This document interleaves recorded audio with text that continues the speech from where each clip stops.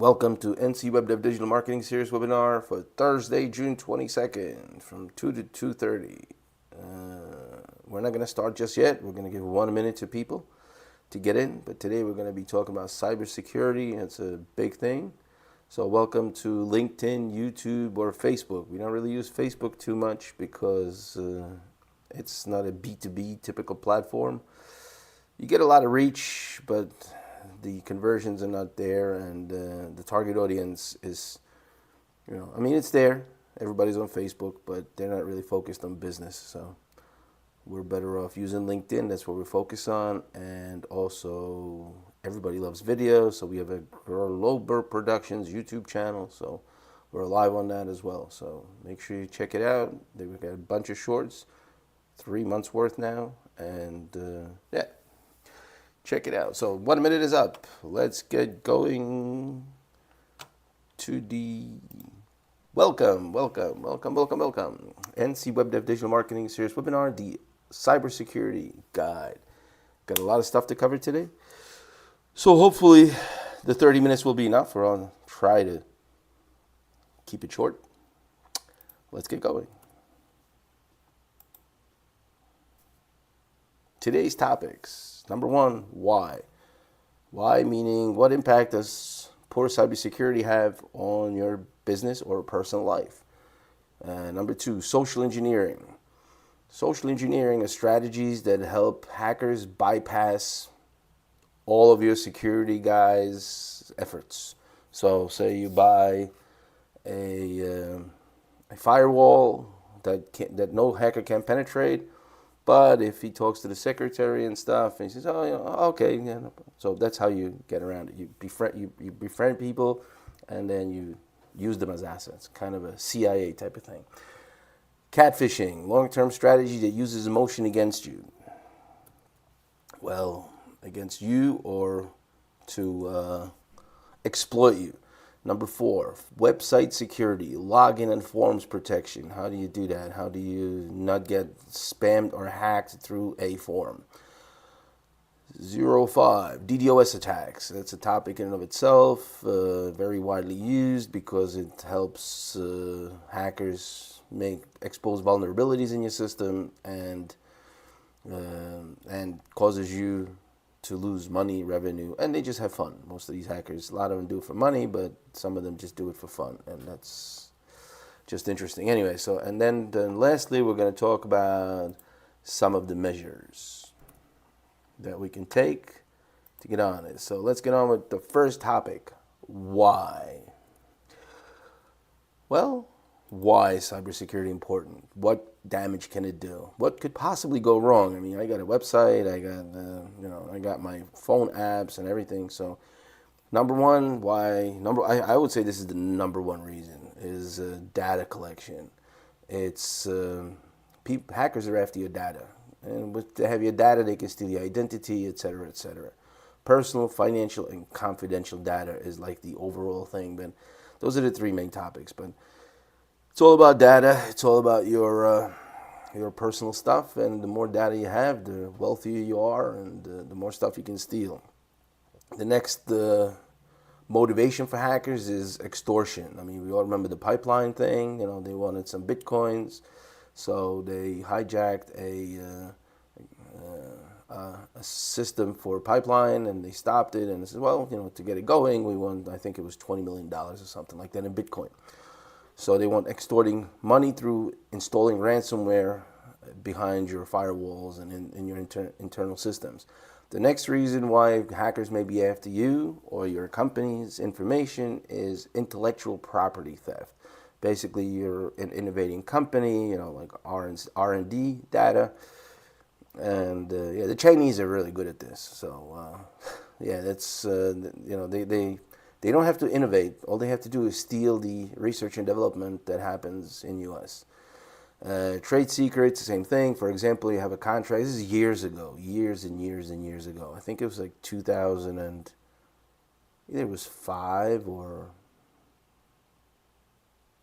4, 3, something like that. Early 2000s. There was a big case, and this was a data surveillance thing, but basically was the two biggest competitors are in the aviation industry, of course, are Airbus and Boeing. And since Americans had the better data research and the interception software, they were able to intercept from emails the offer that was posted or submitted by Airbus to some airline or whatever. But they wanted that contract, but they didn't know what was in it. And so what happened was they intercepted these emails, and then Boeing got hands on it and said, "Oh, look, the Airbus is giving them whatever. I don't know what the numbers were, but yeah, their offer is $1 billion. So we're going to make the same thing, and we're going to submit an offer for $900 million." So that's how you get. That's literally a real life case, and that's what happened, and that's how they got the contract. And so it's $900 million contract they got awarded because they got intercepted the emails and got the information. So that's trade secrets, for example. And proprietary info. The next one, and that's again, I mentioned that already, that's disruption of services, which is basically DDoS attacks. And it just causes downtime and productivity, and your company does not make money. And so that's hackers have fun and say, "Oh yeah, you're gonna lose $5,000, or you can."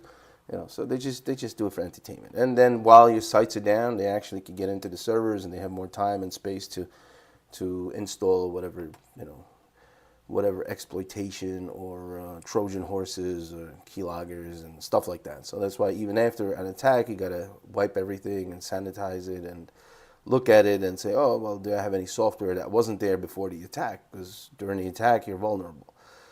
So, that's disruption of services. Regulatory and legal consequences. Again, if you're dealing with customers and you're holding on to some data and you don't protect it properly, even like if you're selling stuff, and people give you credit card numbers. That's just the most popular one, of course. And you're mandated, depending on the state, but you're mandated in the country to protect that data and not to expose it. And once it gets exposed, you have all these class action lawsuits.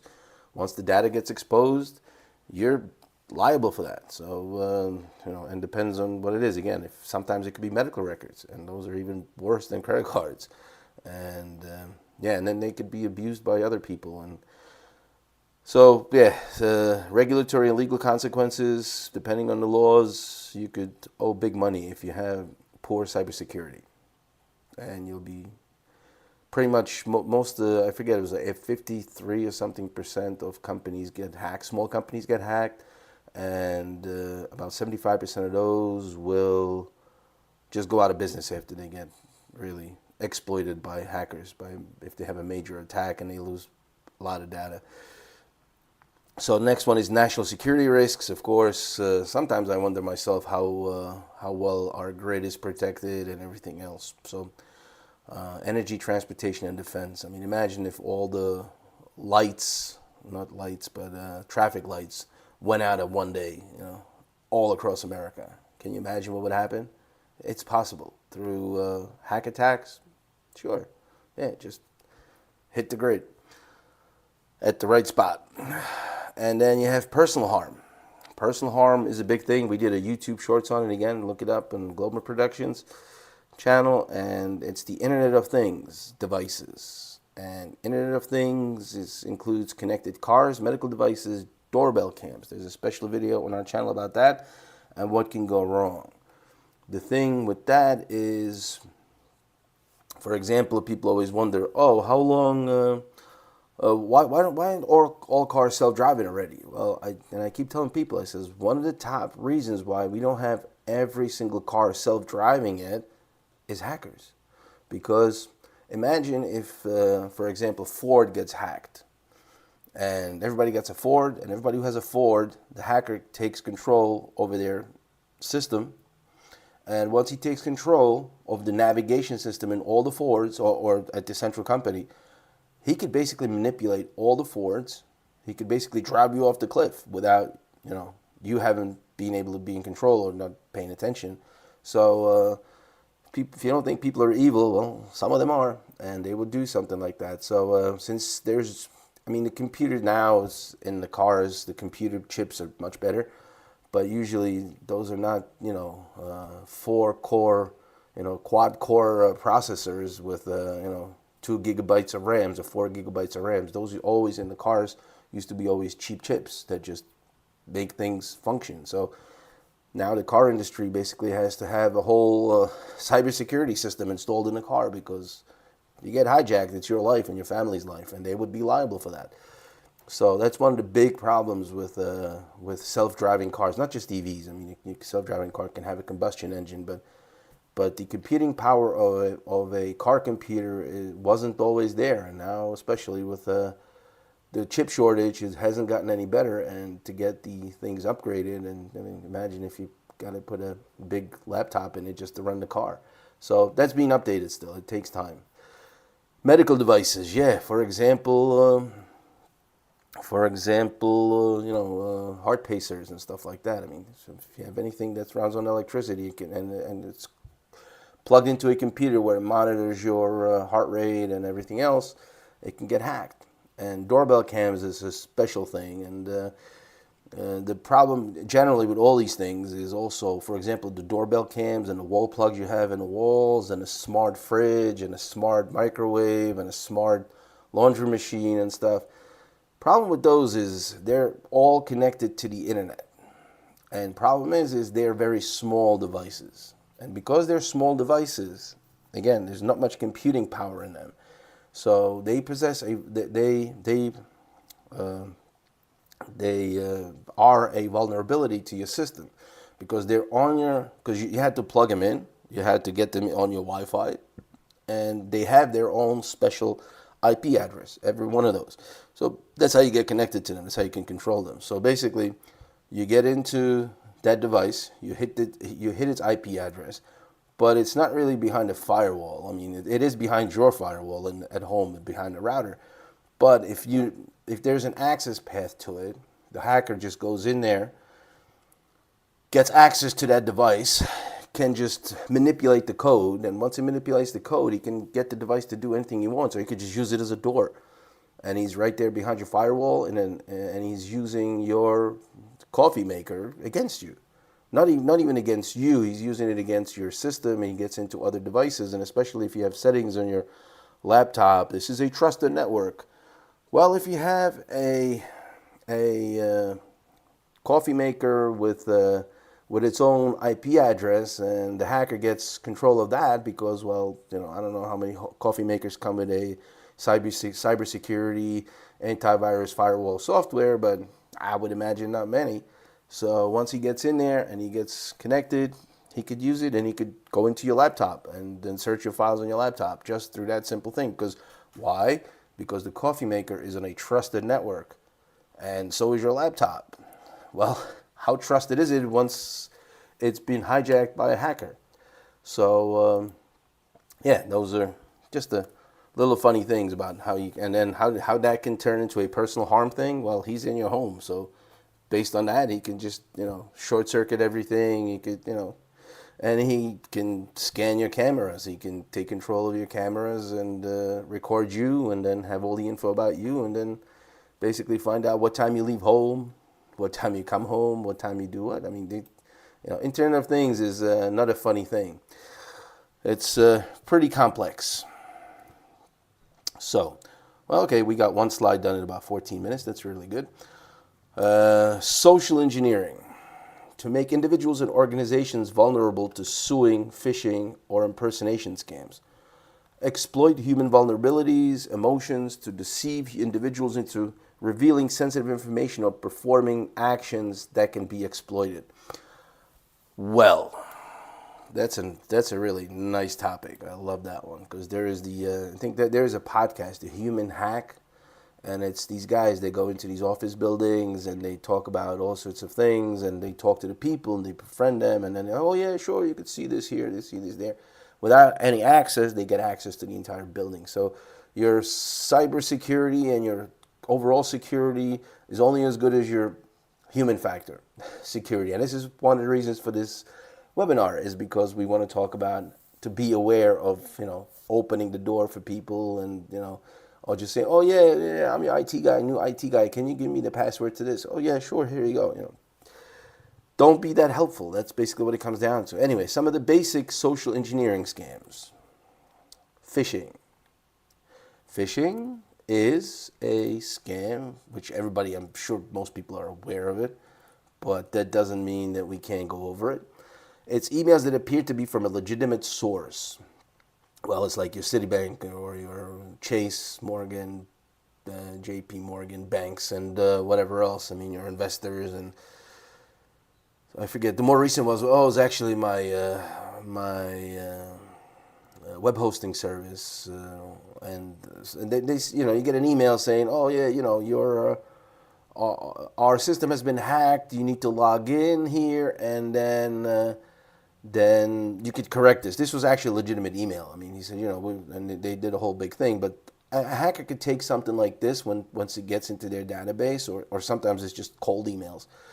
But sometimes it's very targeted and focused. And he sends you an email saying, your credit card number has been compromised. Here's a link to correct that. And so you click on that link, and then that link appears almost, some of them were really good that I've seen. It appears to be the real site, but there's always, you got to look at the URL at the top, and you got to look at the sender's email address, although it may say Citibank, but when you look at the real address, it says @blah.com. And when you see something like that, don't open it. And even if it says hello, or if it says citibank.hello.com, that's also not, because it's a third level domain. So you only want to look at the second level domain, because if the Citibank says is the word in the third level domain, that means it's running someplace else than Citibank.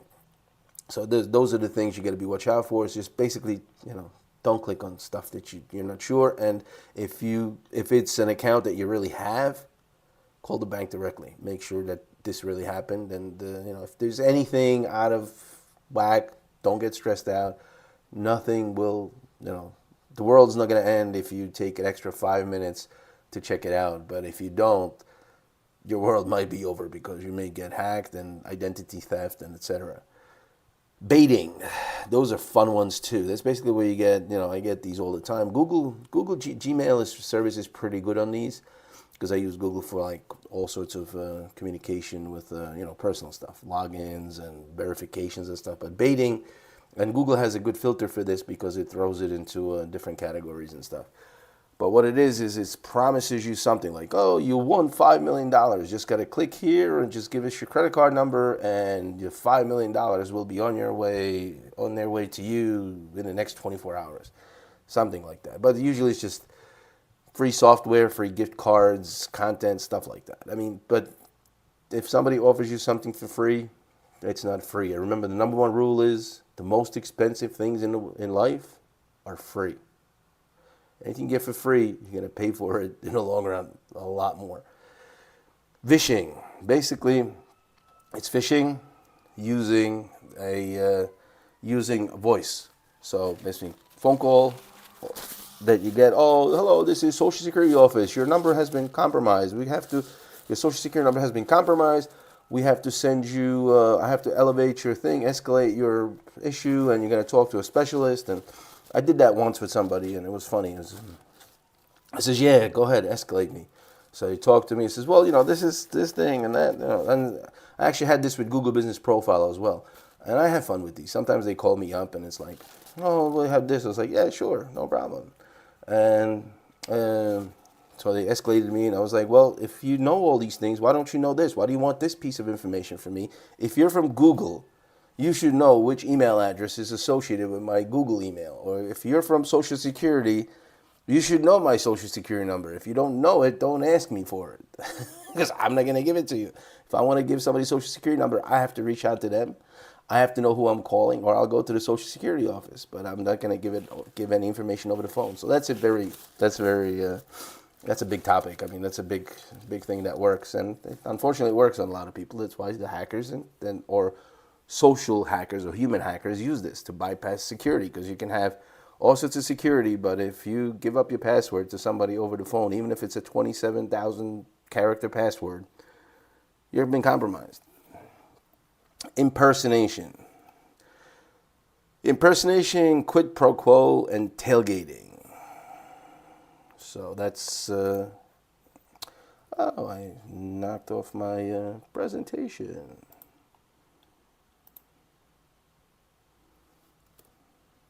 Here we go.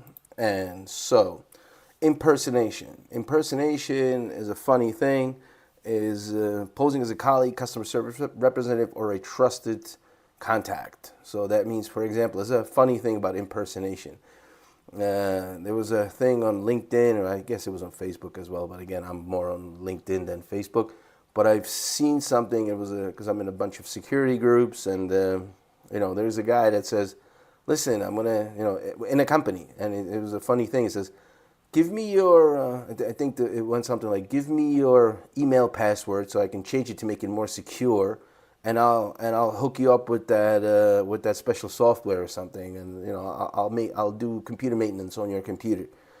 So yeah, there's people that actually give them the password to change it to something else and stuff, and it's like, God, some people. But you're busy at work, so you don't think about it, and just stay vigilant. I mean, stay vigilant and see what's going on, and if somebody offers you something again for free, it's not free. And that's actually the next one, is fake IT. It's a quid pro quo. Give me something, and I'll give you something back. And, sometimes in impersonation, also I've seen people go up and say, hey, listen, I have this... we're doing this promo and we're doing this, and I'm the new guy here, and well, you're the new guy. Don't talk to me because I don't onboard people. And it's just go someplace else to find your information. If you're the new guy, I'm not going to show you where our servers are. I'm not going to show you. I'm going to give you the tour. I'm not the tour guide. You're the new guy. Go get a tour guide from whoever hires you. So that's just impersonation. A quid pro quo, I got those confused. It was the fake IT specialists that are offering those services in the company. Like, oh yeah, I'm your new IT guy. Give me your email password and I'll secure something, and you get this, and I'll finally give you that new upgrade that you've been waiting for from the corporate. So yeah, those are funny things. And then tailgating. Tailgating is a good one. I mentioned that here because it is holding the doors or allowing somebody to enter. Like the delivery guys, the flower delivery guys, just people basically, you be nice. I mean, you want to hold the door for somebody. It's great. But if the door is behind 3 security guard passes, like the entry, points and stuff, and you're holding the door, well, there goes all your building security, because, there's a reason why you have that access card for, entry points. And if you hold the door for anybody, well, there goes all the efforts of securing your building, because you just helped the scammer, hacker, or whoever, or thief to get access behind the firewall. So be careful about these things. Catfishing, gaining trust. I'm going to read this out, but I'm going to talk about that. Catfishing is a scam where someone creates a fictitious online identity to trick another person into believing that they're that person online. The term is often used to describe people who use social media to create a false identity, usually to defraud or scam someone else. Catfish often goes to extremes to continue their lie, and typically use social networks, dating sites, and all different types of online forums. So, let me tell you a couple personal stories, since we have only 24 minutes gone on the webinar. We still got about 6 minutes to go for the other 6 slides. Should have split this into 2 probably. Anyway, catfishing. That's another one I have fun with. Happened to me last couple of months, a few times on LinkedIn. It happens all the time on Instagram, and it happens, the more active you are on the social networks, the more you're gonna be, you're gonna catch the attraction, or you're gonna catch the interest of these. You become the focus point of these guys. And I had some Chinese girls, I think about 3, but one that I really got involved with in the conversation. And it was like, oh, I'm a girl from China, and I'm looking for, I really love digital marketing. I will learn everything about it. I was like, okay, good, watch my webinars. Then we started talking, and every day it's like, oh, how are you? I'm like, I'm good. And I'm like, then we get into conversations after a while, after a couple of days. And she's like, do you know about Web 3.0? I was like, yes, I know. It's a scam. Says, no, I make really good money. Because it's like, what do you do for a living? I'm like, well, I do digital marketing. What do you do? Well, I do my office work. I got flower shops, and I live in California now, and I make money on the side, 6 digits annually, Web 3.0 projects.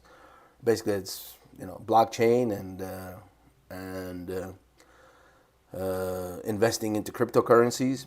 So I'm like, yeah, Web 3.0. Okay, after 3 days or 4 days, she's telling me about how to invest in Web 3.0. So basically, what that would be, where we would end up in another couple of days.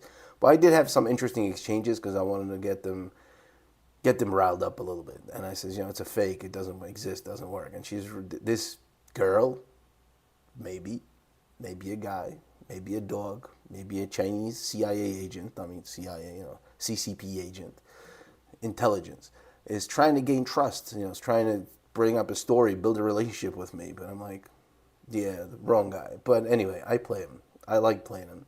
And so I'm like, okay, yeah, let's go. And then we whole exchange. The guy got really mad, a girl, or whatever. And it's like, I'm like, no, it's a fake. It doesn't work. I mean, I have some crypto. He says, no, you got to do it the right way, and you got to hedge and this and that. And he's talking all these things after a couple of days.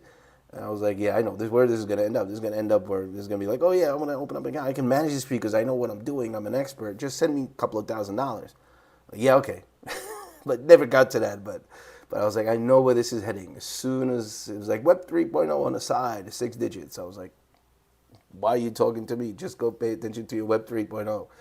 But yeah, that's catfishing. That's an example of catfishing. And these people have those profiles are really good. And she posted pictures. It was really wonderful. I mean, I was like, it almost looked like a real profile. But you watch the topics, you watch the conversations, and it's like, oh, well, how are you? And hope your day is good. And I'm like, just get the hell out of here. But I have fun with it because I want to see where it goes. I'm waiting always for that scam point, and it always comes. So, but I just don't like to waste too much time on it. And then it's a good idea to block them because if other people know that you know them, then they're more likely to get, that's the networking thing. So at the end, I end up blocking them, or I end up following them somewhat for some more time, and then I block them because it's just pointless. But they're all, you don't know if it's a young guy, young girl, old guy, old girl, if it's a soldier, if it's the leader of an evil country or something. So anyway, so that's for the social stuff and basics, and now talk a little bit about website security. Website security, forms. One of the key. That's why I want to mention this because I was browsing all sorts of stuff on the WordPress in preparation of this webinar. There is a thing in the settings, administration email address, blah blah, memberships, and this is an important one right here. This is anyone can register. Make sure you don't have that clicked in because I did have that a couple of years ago on my website, and I had like every day like 6 people registered, so all of a sudden I have a database, but it was like, again, bullshit emails basically. So yeah, you want a new user the membership on the WordPress, you want to have that unchecked. You don't want people to get into your to get access, even because they create a profile and then they're hoping that maybe they'll get a different role. Maybe they can they're in your system and it's a hacker, so who knows, they can just do database inject things and stuff, and so they could make entries that will screw up your database.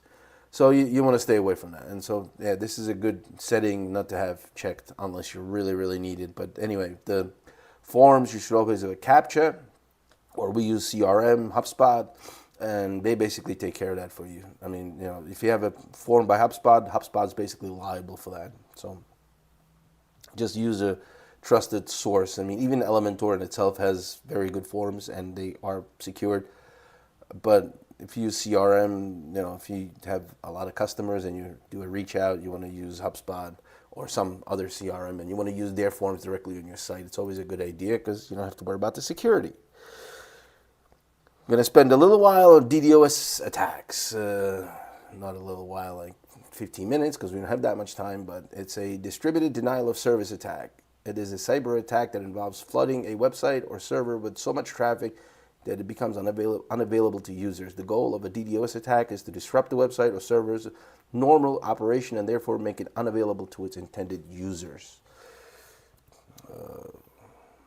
Again, I've already talked about this a little bit, and it's DDoS attack is something that will, where, for example, and that's another place where Internet of Things comes in, because again, your coffee maker has a processor, your lamp plug has a processor, and what hackers do is they can hijack certain devices. I'm not saying your exact thing, but refrigerator, smart things, anything with an IP address can be used in a DDoS attack. So they can hijack your coffee maker, for example, and then they can use it to try to access a website, and they have another point. And the thing is especially on these shared hostings, if you don't have a good protection, which I'm going to get into the next step, if you don't have a good protection against DDoS attacks, you get hit by a million coffee makers, the server basically folds because it can't reply to all these things at once. But on the software side, you could take care of that by having it properly set up. So, but DDoS attacks are pretty dangerous. But here is what I was talking about. It's the IP ban. Basically, what happens is IP ban is if somebody even a global IP blocker, but those are generally, like, you don't want to, like, for example, you don't want people visiting you from Russia. You just say, okay, I don't want Russian IP addresses to be hitting my server website. But on IP banning is basically somebody tries to, like, a coffee maker, I always use those, but coffee maker tries to access your site 5 times in 1 second, or 10 times, or whatever that number is, and it's the server or the system realizes it's a DDoS attack. It will block that IP address. So basically, as these attacks come in, as they go boom, boom, boom, boom, boom, the software, the defender that we're using on the WordPress is just eliminates that IP address, eliminates that until there, for 3-4 hours or something, gives that IP address that it came from a block, so it can't access that website. And once it's not able to access the website, the DDoS attacks becomes less powerful. But we're not talking about 5 things. We're talking about, like, they can hit you with 10,000 points and stuff. And so that's something you want to be protecting yourself against, and that's one of the website measures to take to avoid that. And with the logins, this is what I did. This is, like, you look at these logins here. It's when I was making this, I forget which one, it was a couple of days ago, I was making this presentation. I did the screenshots. It was 16 minutes ago, 17 minutes ago, 24 minutes ago. Somebody's always trying to hit it. And what happens is if you put, like, username Corel, somebody knows my name because it's all over the place, and it's an old NC Web Dev, and everybody has on their WordPress is, of course, something.com wp/-admin is the site that everybody can log in, and all the hackers, of course, know this. So what they do is they try different usernames, Corel. But once that happens, see, like here, it happened a couple of times in a row. Here it's 43 minutes, 50 minutes, 59 minutes ago, 60 minutes, 1 hour, 1 hour, 1 hour. But if you do a couple of unsuccessful password entries, what happens is you get blocked. That user gets blocked for some time. But then you could get into Defender and you could, unblock it, and but sometimes it's automatic. And so, but as you notice, is like we have protection. Nobody hacked our site, but we get hit like every, if a hacker gets in on this, it was a funny one because it was every couple of minutes, 16, 17, 24.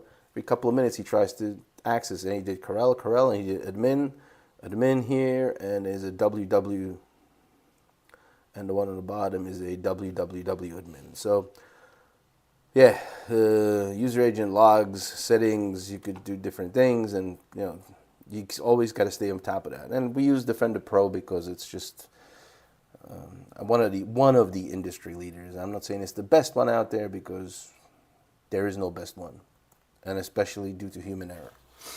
Anyway, measures.